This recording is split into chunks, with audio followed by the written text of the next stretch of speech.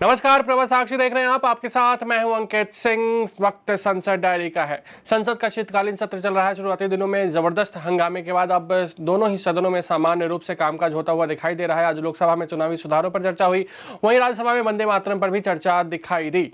लोकसभा में आज अमित शाह ने चुनावी सुधार को लेकर विपक्ष के तमाम सवालों का जवाब भी दिया। इस दौरान अमित शाह ने यह भी कहा कि जवाहरलाल नेहरू का प्रधानमंत्री बनना ही देश में पहली वोट चोरी का मामला था।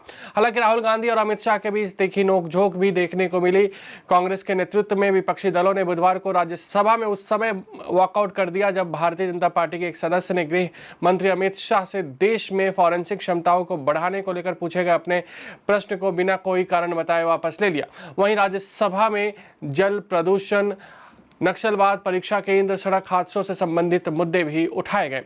लोकसभा की कार्यवाही। गृह मंत्री अमित शाह ने बुधवार को लोकसभा में आरोप लगाया कि देश में मतदाता सूची के विशेष गहन पुनरीक्षण को लेकर झूठ फैलाया गया और जनता को गुमराह करने का प्रयास किया गया। उन्होंने सदन में चुनाव सुधारों पर चर्चा का जवाब देते हुए यह भी कहा कि संविधान का अनुच्छेद 327 निर्वाचन आयोग को मतदाता सूची बनाने का पूर्ण अधिकार देता है। गृह मंत्री ने कहा कि मैं सदन और देश की जनता को कहना चाहता हूं कि क्या घुसपैठिए तय करेंगे कि मुख्यमंत्री और प्रधानमंत्री कौन होगा। शाह ने कहा कि यह SIR मतदाता सूची के शुद्धिकरण की प्रक्रिया है। उन्होंने कहा कि विदेशी नागरिकों को भारत में मतदान करने का अधिकार नहीं दिया जा सकता। सुनिए अमित शाह ने क्या कुछ कहा। माननीय अध्यक्ष, इस विषय पर चर्चा के लिए सत्र की शुरुआत में 2 दिन गतिरोध भी हुआ। इससे एक प्रकार की गैर समझ, गलत धारणा जनता के बीच में पड़ी कि हम लोग ये चर्चा नहीं चाहते। माननीय अध्यक्ष जी, मैं स्पष्ट करना चाहता हूं, संसद ये देश का चर्चा का सबसे बड़ा पंचायत है और हम भाजपा वाले, NDA वाले चर्चा से कभी नहीं भागते। कोई भी मुद्दा हो, संसद के नियमों के अनुसार चर्चा के लिए हम तैयार रहते हैं।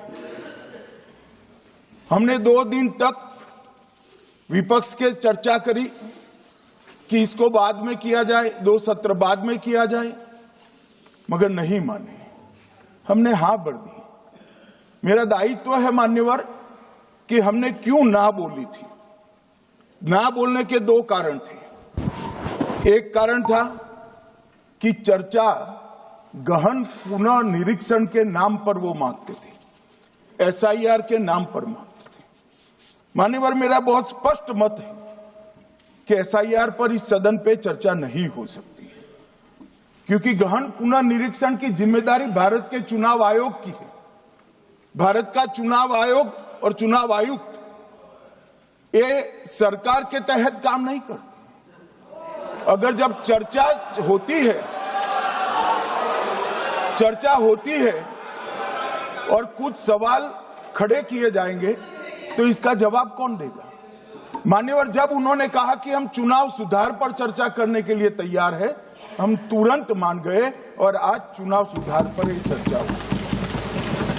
मान्यवर, चर्चा तय हुई थी चुनाव सुधारों के लिए, मगर ज्यादातर विपक्ष के सदस्यों ने SIR पर ही चर्चा करी।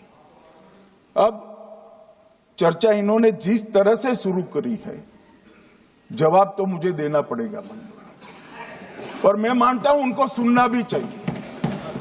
मान्यवर, इस SIR पर, गहन पुनर्निरीक्षण पर एक तरफा 4 महीने से झूठ फैलाया और देश की जनता को गुमराह करने का प्रयास किया। और मेरा आग्रह है सदन के पक्ष और विपक्ष के सभी सदस्यों, मैंने SIR की प्रक्रिया का, इससे जुड़े हुए संवैधानिक अनुबंधों का और भूतकाल में जो SIR हुए वो सभी का गहन अभ्यास किया है।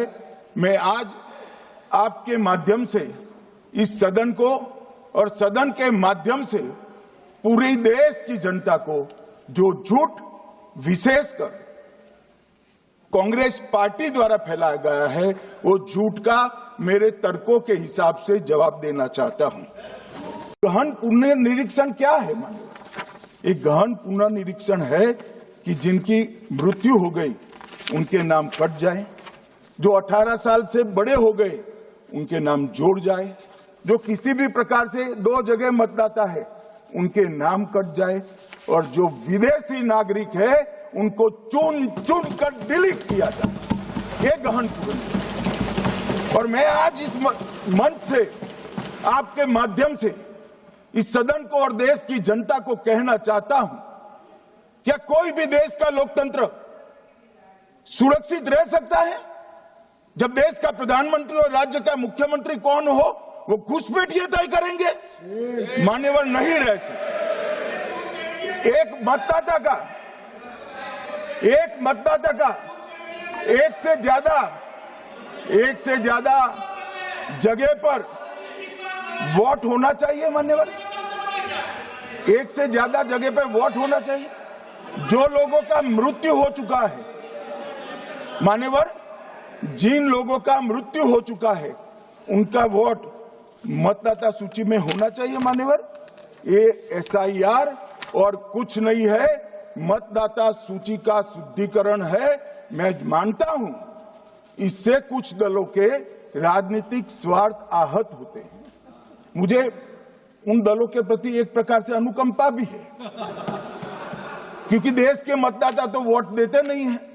ये थोड़े विदेशी दे देते थे, वो भी चले जाएंगे।